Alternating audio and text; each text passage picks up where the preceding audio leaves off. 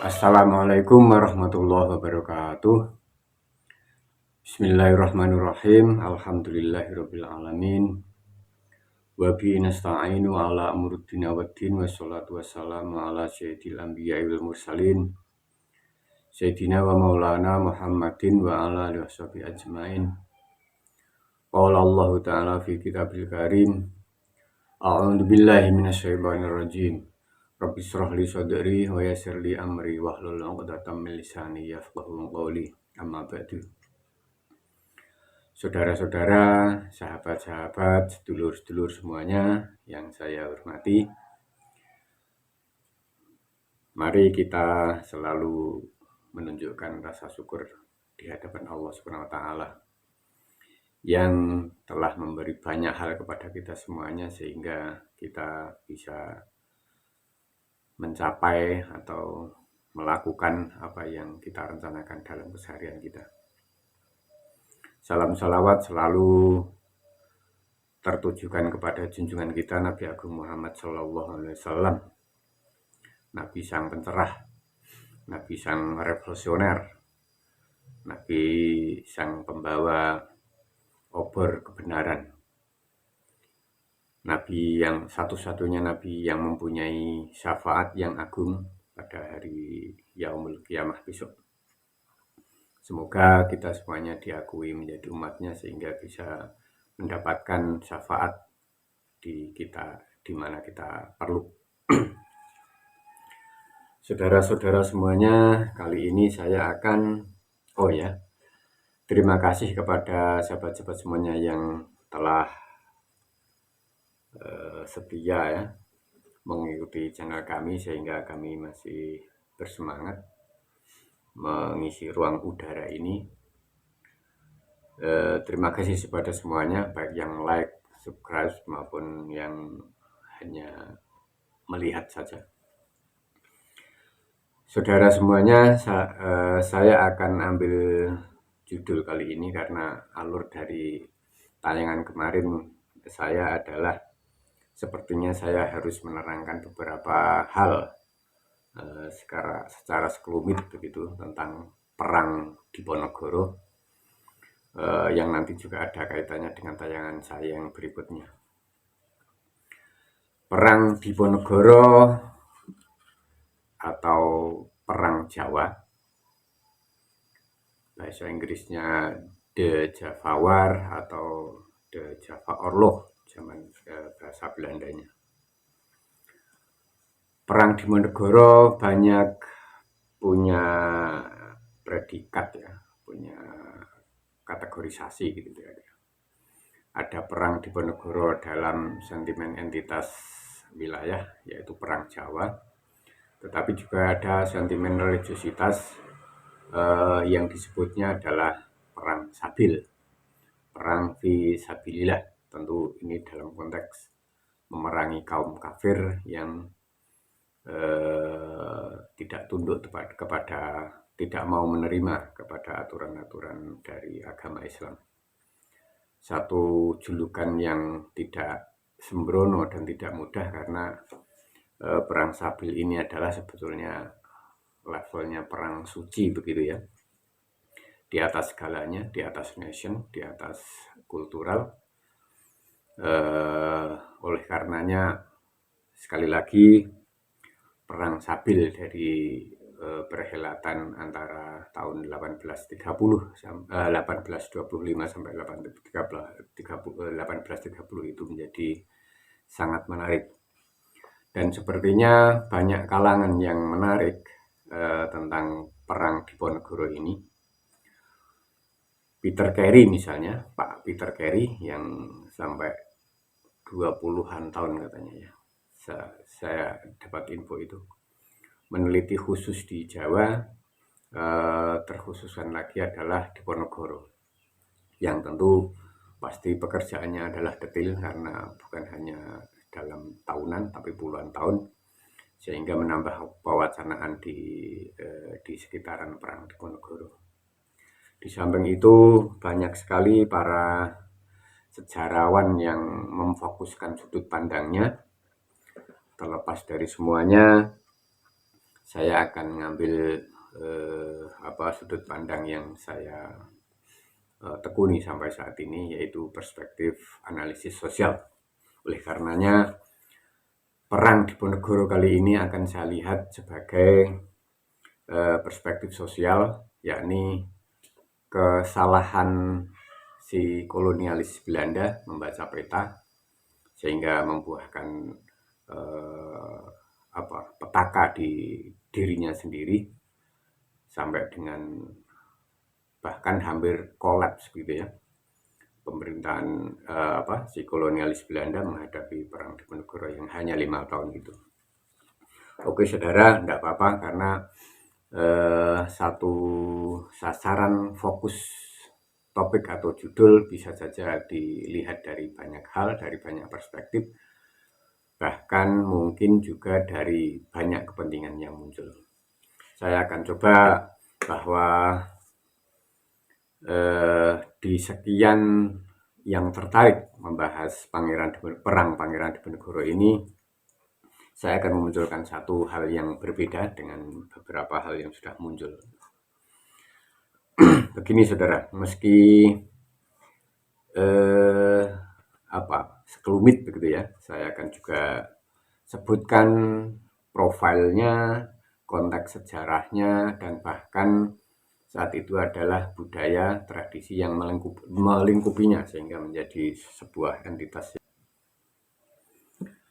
Nama kecil Pangeran Diponegoro adalah Raden Mas Mustahar, yang kemudian dijuluki juga Raden Mas Ontowiryo menjelang remaja sampai dengan dewasanya, dan pada umur dewasa sekitar 20-an ke atas gitu ya, ada julukan Pangeran Diponegoro, terutama ketika ayahandanya Hamengkubuwono III ini naik tahta.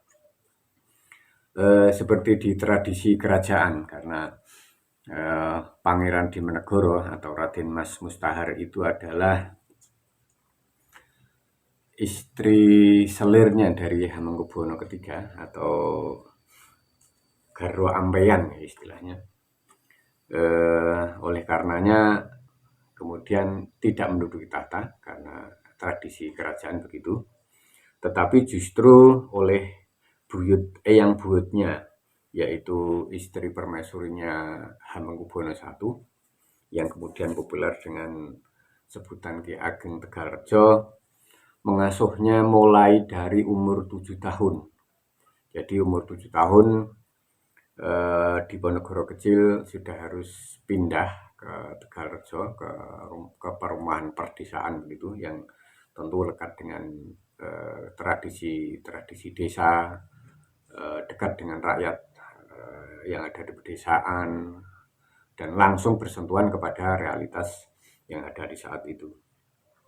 Itu oleh karenanya bahwa Pangeran Diponegoro ketika awal kali itu juga sudah mulai terbiasa dengan lingkungan situasi sosial di desa yang tentu saja tempaannya semakin keras begitu ya, tidak di dalam keraton, berbeda dengan di dalam keraton. Itu saudara sekelimitnya. Sedangkan tanggal lahirnya sendiri, beliau lahir tanggal 11 November ya. 11 November 1785 dan meninggalnya di tahun 1855 di Sulawesi setelah beberapa berada di pengasingan. Saya mulai dari perspektif yang beberapa hal nanti akan kita mengantarkan perbandingannya saudara. Yang pertama, dari perspektif ekonomi politik, tentu kita bisa membaca ya, betapa repotnya Belanda, betapa kewalahannya Belanda menghadapi Pangeran Diponegoro ini yang hanya 5 tahun, karena besar sekali resourcesnya, kekuatannya untuk menundukkan Pangeran Diponegoro dan memenangkan peperangan ini, sampai dengan kalau ada kalkulasi di data sejarah itu, Belanda sampai merogoh koceknya sekitar 20 juta gulden. Kalau dihitung kursnya adalah 1 gulden itu seharga emas. Jadi total jenderalnya sekitar 11 triliunan kira-kira. Itu bisa disamakan dengan anggaran pendapatan belanja nasional di negeri kolonialis Belanda selama 5 tahun.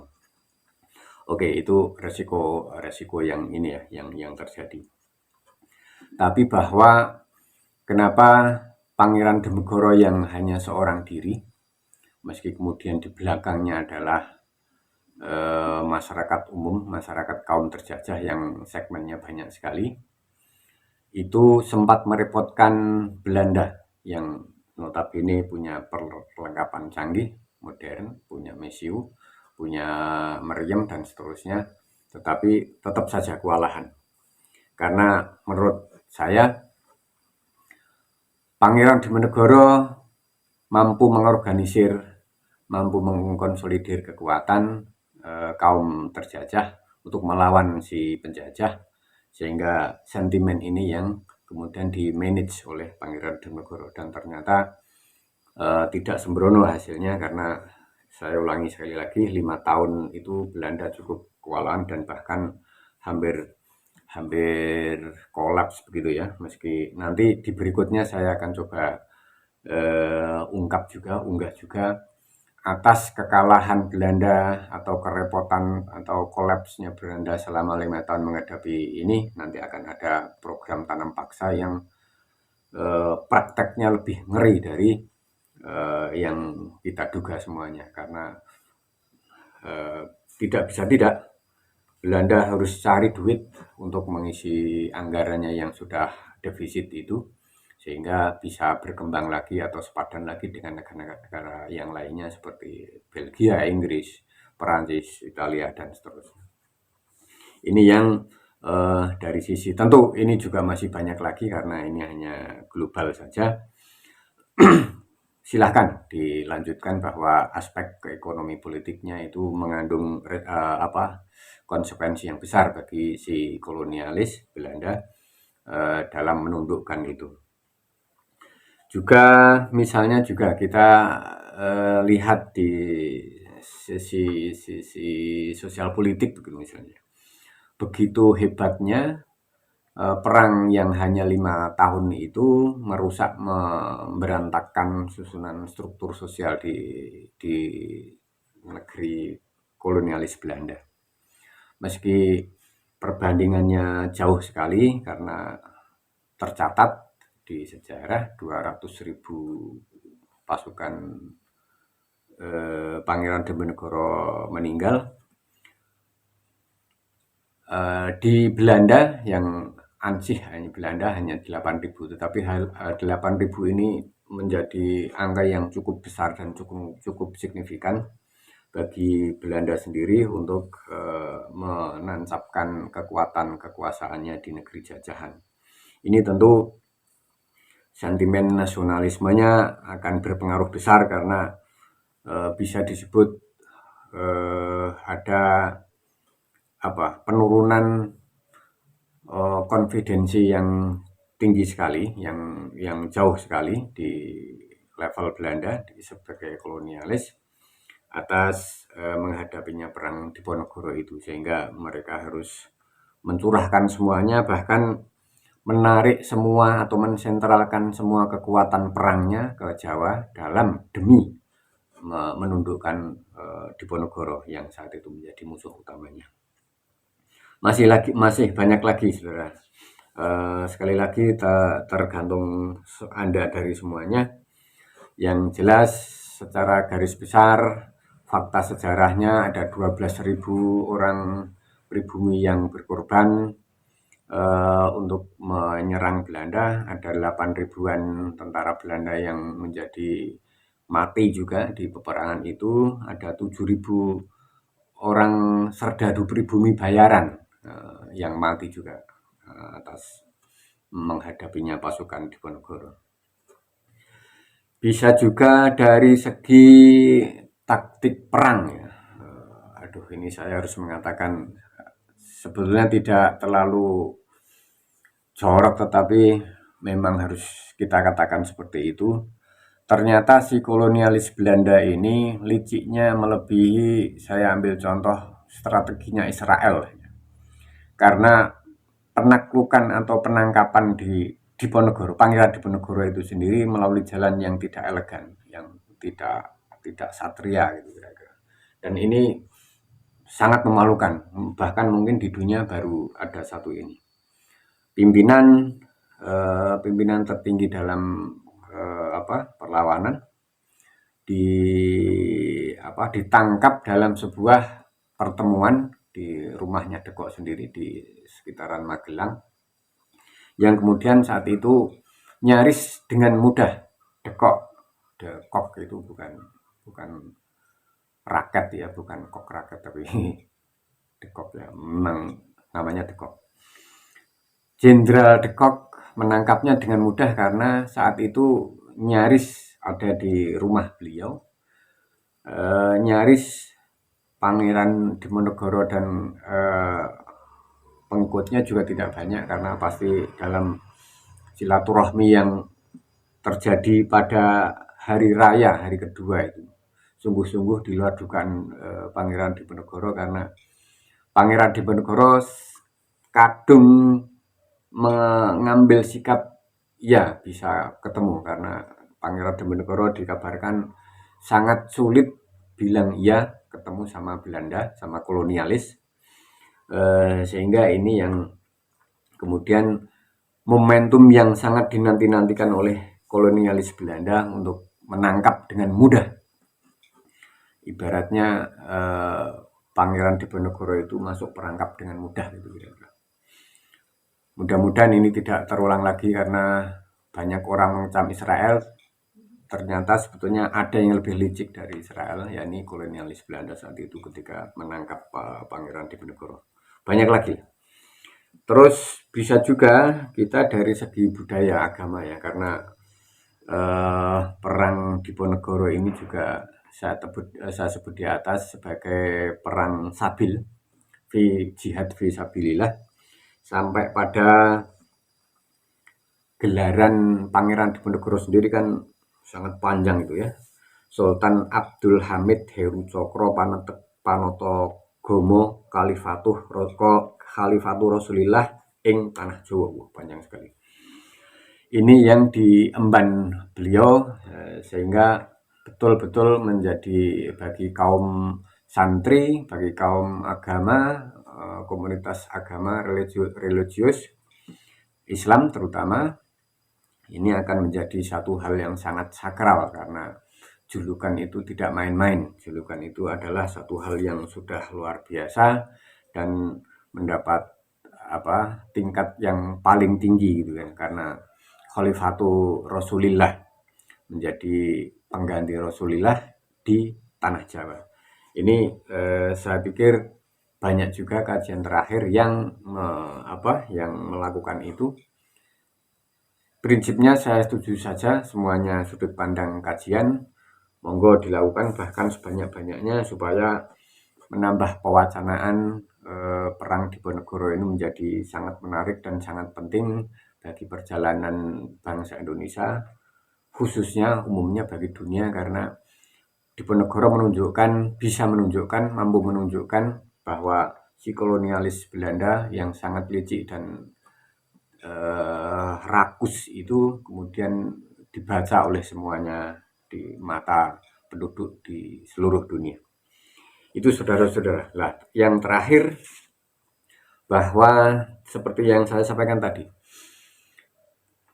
kalau saya mewakili, taruhlah mewakili logical framework yang biasa dilakukan oleh teman-teman di LSM, di organisasi non pemerintah, dari mulai cita-cita, visi misi, misalnya jangka panjang, tujuan-tujuan, capaian-capaian, sampai dengan isu strategis. Ini yang menjadi frame saya dalam meneropong atau mengkaji perang Diponegoro.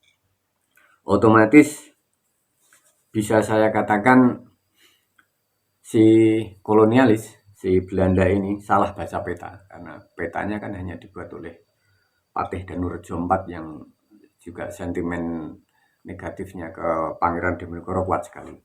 Sehingga atas peta yang dibuat oleh Danurjo IV ini yang dijadikan referensi oleh Belanda salah total, oleh karenanya resikonya juga besar. Bisa dilihat Belanda hampir kolaps, Belanda hampir ambruk begitu ya, karena bukan hanya menghadapi Pangeran Diponegoro saja, di persaingan di negeri Eropa juga harus menghadapi pemerintah Belgia yang saat itu juga sedang berseteru banyak hal, sehingga ini yang menjadi satu-satunya perang di mata kolonialis Belanda, perang yang sangat dahsyat, yang sangat luar biasa, dan dampaknya juga sangat terasa terlebih lagi bagi pemerintah kolonialis Belanda saat itu. Ini yang yang harus kita tunjukkan ya. Oleh karenanya kalau di awal saya sampaikan bahwa peta itu menjadi penting, membaca peta menjadi penting, analisis sosial menjadi penting.